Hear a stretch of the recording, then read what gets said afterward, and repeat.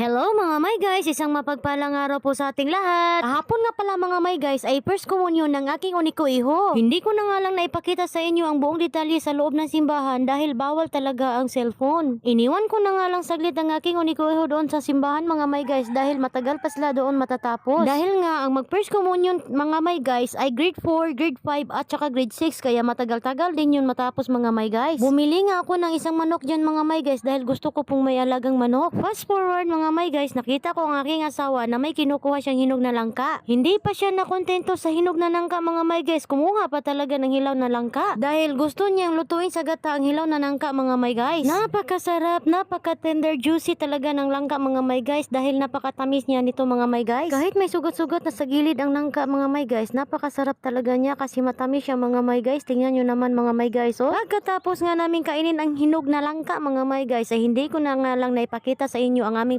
pagkain ng langka. Sabi ng asawa ko mga may guys, masarap daw lagain ang liso ng langka mga may guys. So kain tayo mga may guys. So that's it for today's video mga may guys. Hope enjoy watching this beloved video. God bless kaninyong tanan.